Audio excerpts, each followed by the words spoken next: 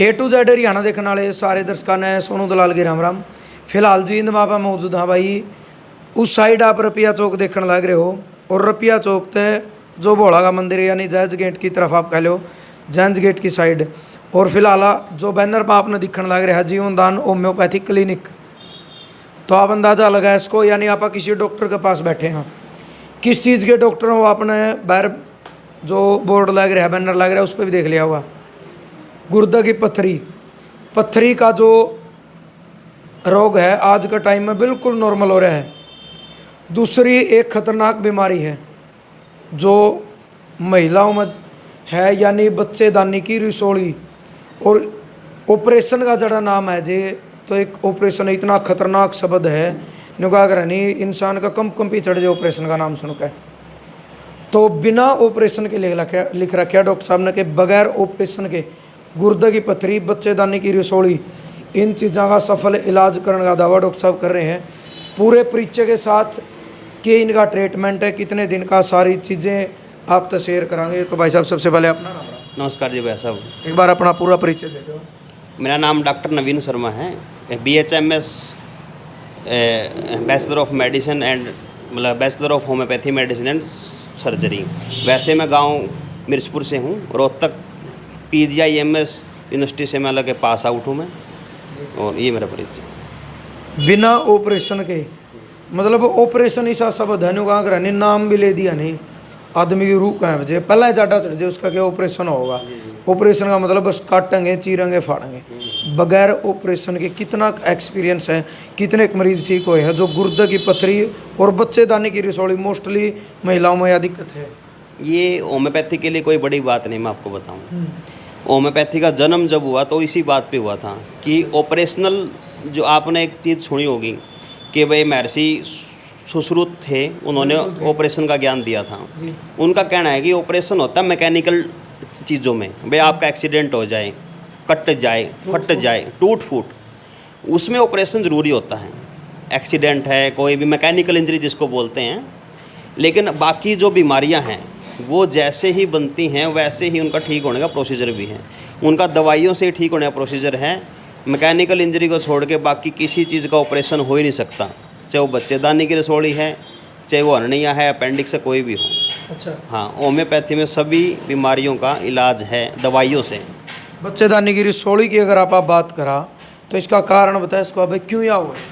बच्चेदानी की रसोली में दो कारण होते हैं। एक होता है PCOS, जिसको बोलते हैं पॉलीसिस्टिक ओवेरियन सिंड्रोम।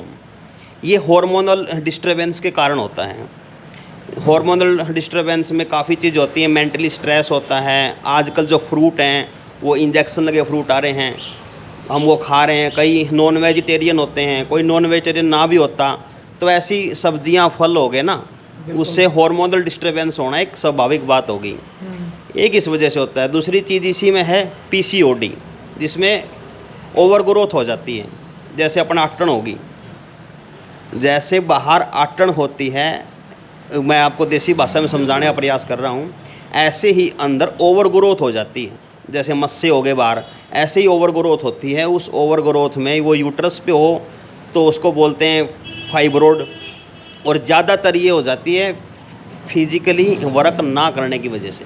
जैसे पिछले हमारी माताएं बहनें थी जो ज़्यादा काम करती थी, वो नीचे बैठ के मिलकर कपड़े धोती थी, सिलबट्टे पे चटनी बनाती थी, सीढ़ियाँ ज़्यादा चढ़ना होता था, पैदल चलना होता था। इस वजह से भी इन बीमारियों को मतलब ज़्यादा देखने को मिल रहा है।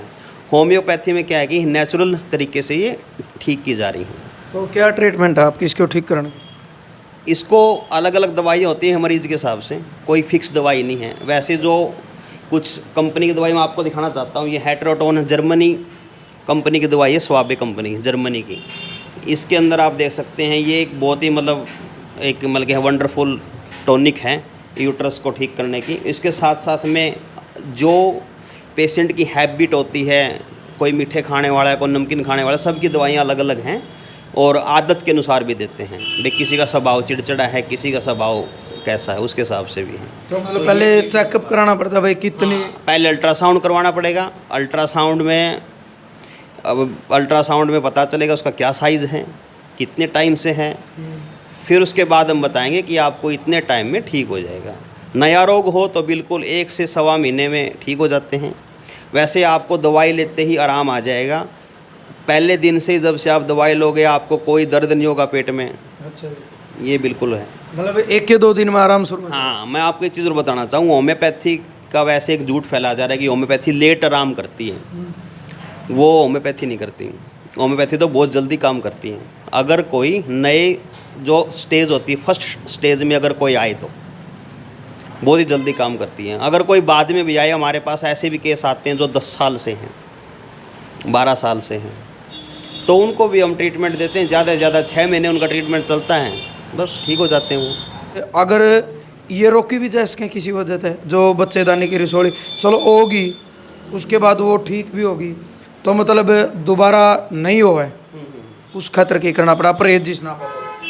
जिसका होम्योपैथी से ट्रीटमेंट हो गया, उस मरीज़ की ट्रीटमेंट लेते लेते ही ऐसी हैबिट बन जाती है कि वो दोबारा उसको नहीं होती। उसको हम कुछ फिजिकल एक्सरसाइज भी बताते हैं। भाई आपको 4 काम करने हैं, आपको सिलबट्टे बैठ के चटनी बनानी है, उकड़ू बैठ के थोड़ा सा काम करना है, सीढ़ियाँ चढ़नी है, उसके साथ साथ हम दवाई भी देते हैं। तो उनका तो है नहीं। जो होम्योपैथी दवाई नहीं लेते उनकी भी रोकथाम हम इस तरीके से कर सकते हैं। अब तक आपके जो भी दर्शक देख रहे हैं उनको मैं बताना चाहता हूँ कि अब तक जिनको बच्चेदानी की कोई समस्या नहीं है, वो अपना उकड़ू बैठ के आटा गूँथना, चटनी बनाना, कपड़े धोना, ये काम वो चालू कर दें, ताकि आगे आने वाले टाइम में उनको इन समस्याओं का सामना ना करना पड़े। और बहुत सारे जो महिलाएं हैं, कल वो में सहारा लेना में विश्वास रखा, पाटड़ी पिड्डा अपना घर की बात करा, लेकिन पुराने बुजुर्ग बताया करते अगर उकड़ू बैठ का पानी पियो तो मतलब बढ़िया तरीका था डाइजेस्ट। बिल्कुल जी, ऐसे उकड़ू बैठ के अगर कोई भी पानी पीना तो बहुत ही बढ़िया डाइजेस्ट। उसमें क्या है कि हमारी जो पढ़ाई होती है इसमें लिखा रखा है, अगर हम खड़े होकर पानी पीते हैं तो डिस्टेंडेड एब्डोमेन हो जाता है। जो स्टमक है ना, स्टमक डिस्टेंडेड हो जाता है। अगर उसकी पावर 1.5 लीटर है तो वो अपने आप ही एक्सटेंड हो जाएगा, तो फिर उसमें गैस ज़्यादा बनेगी, बदहजमी, ये समस्याएं आती हैं।